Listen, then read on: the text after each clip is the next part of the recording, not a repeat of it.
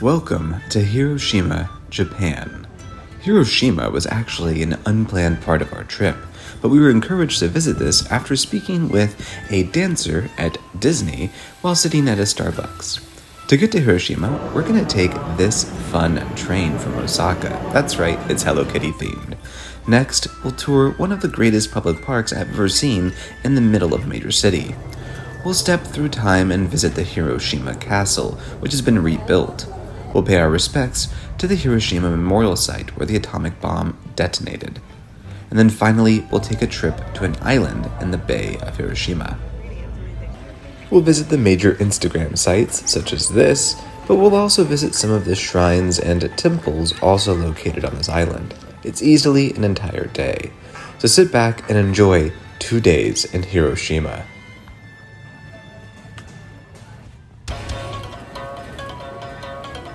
To get to Hiroshima, we're leaving Osaka. We were able to secure a couple seats last minute on the Hello Kitty Express. I highly encourage you to try to book one of these themed trains in Japan. Even if you don't like Hello Kitty, like me, the train is an experience. It's incredible because every single cabin on this train is decked out in Hello Kitty gear, with the front cabin being a place where you can buy souvenirs. Buying one of these tickets online requires knowing the Japanese train system pretty well.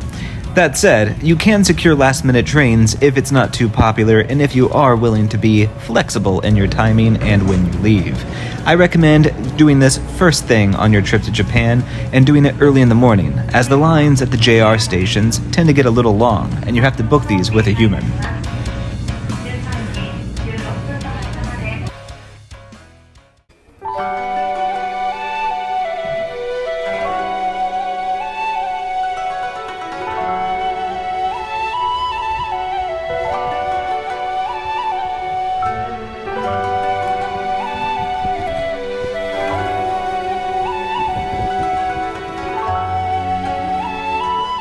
When we got to Hiroshima, it was pretty hot and the weather was absolutely perfect, so we decided to do some of our outdoor activities. The first place we went was Shukkeien Gardens. This is hands down one of the best things that we did here in Hiroshima.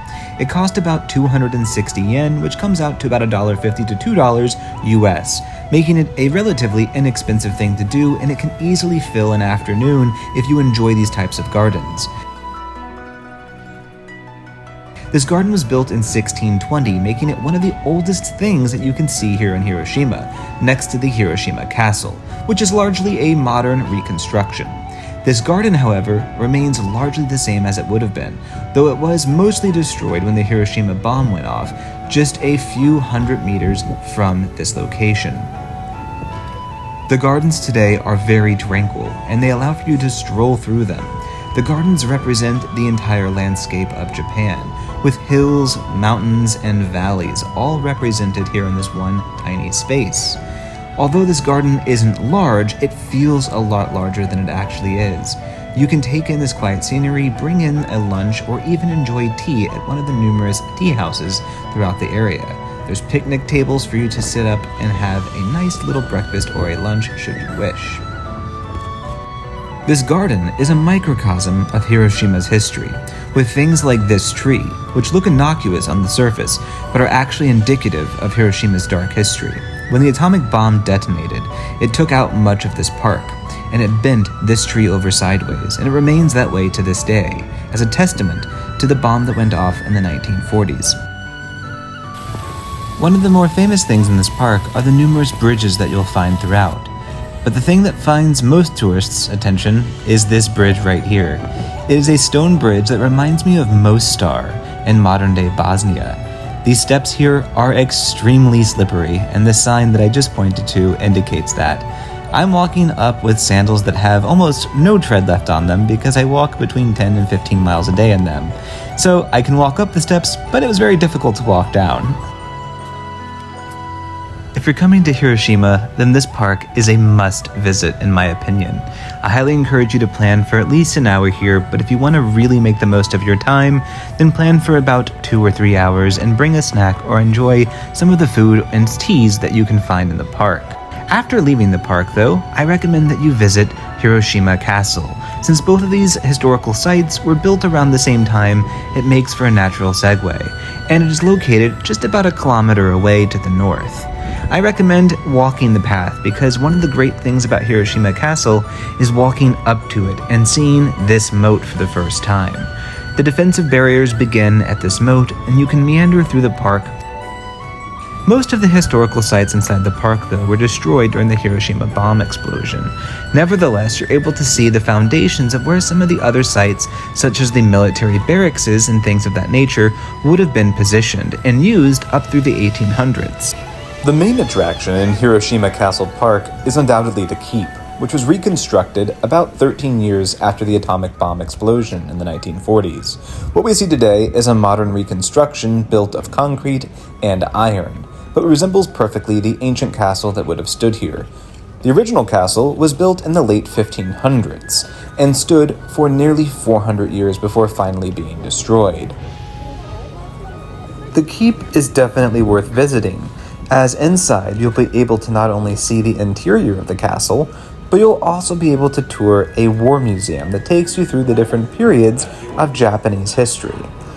Held here are relics from the original keep, as well as the surrounding area, and it tells the history of Hiroshima and this particular castle. But you'll find out in the museum that what makes this particular castle unique is that it was not built on top of high ground or in a mountain area. Instead, it was built at a very low elevation. That's because Hiroshima stands as essentially an island in the middle of a river and was built up artificially by the Japanese in the late 1500s. Over the course of the next 100 years, it would become one of the most powerful centers in Western Japan.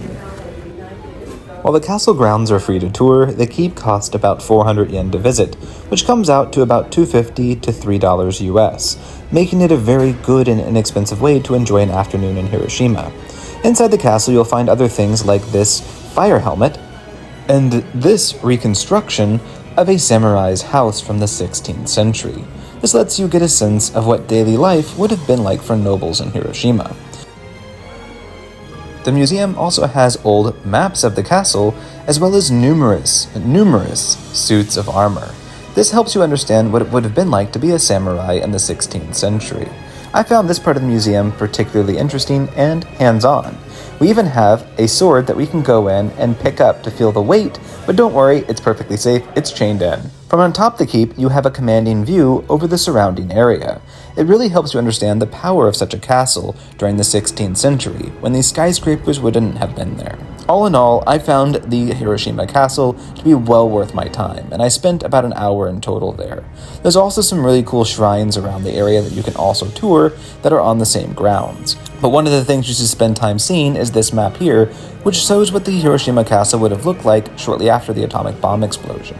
It makes for a good segue for transitioning from this castle towards the atomic bomb park, which plays host to a memorial site for those who suffered and died during the atomic bomb explosion.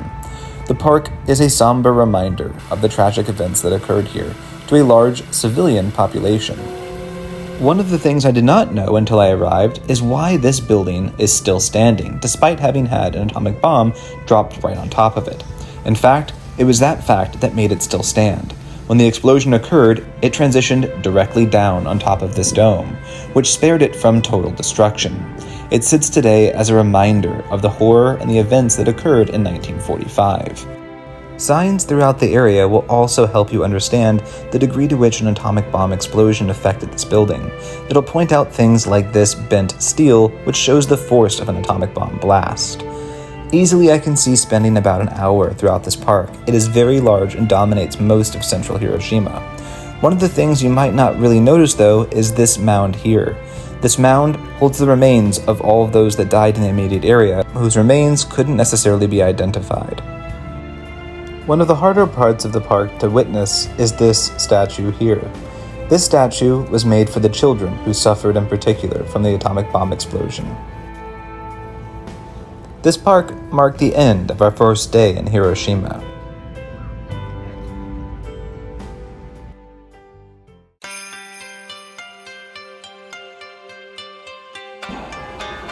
The next day we left Hiroshima by train to go to a nearby island, which sits in the middle of the Hiroshima Bay. This island is Itsukushima, and to get there you can leave Hiroshima every 20 to 40 minutes depending on the time. The train's going to take you to a station called Hiroden, and from there you can cross the street and follow the signs to the ferries. These ferries will escort you for very little money across this bay to the island. It'll cost you about $4 round trip each person. I highly encourage you to plan this into an entire day or at least a very long afternoon. The ferries run very early and to late in the evening, but you want to make sure that you're there as early as possible and stay as late as possible because that's when the crowds are the thinnest. This island is all over Instagram and TikTok, and it's heavily populated with tourists. Getting a good photo is going to be quite challenging at some of the main sites, such as the Itsukkushima Jinja. If you're not just interested in the Instagram photos, I encourage you to walk away from these sites and get away from some of the tourists. This island is populated by a bunch of different trails and shrines and temples, and everything on this island is just absolutely beautiful. Even the main city near the port is worth touring, and make sure that you venture into the back streets. That's going to be where you find really cool places and really great places to eat and really great little alleyways. The town itself, before and after the tourists leave, is very peaceful, so do try to get here as early as possible.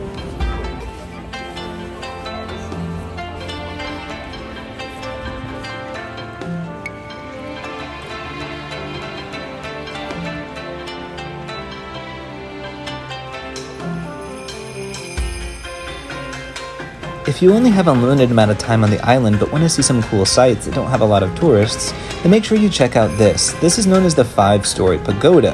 And the other thing I would recommend visiting while you're here is right next to it, Senjokaku Pavilion. This pavilion requires you to take off your shoes, and it has the best views over this whole entire area right near the main port. This shrine was built in the 16th century and is honestly one of the most impressive things I saw while I was in Hiroshima. I highly recommend spending at least 30 minutes here. It's very peaceful and well worth a visit. This is going to conclude our time in Hiroshima. Hopefully you've enjoyed this video. If you have, like and subscribe down below. And if you really enjoy my content, consider supporting the channel with Buy Me a Coffee, linked down below.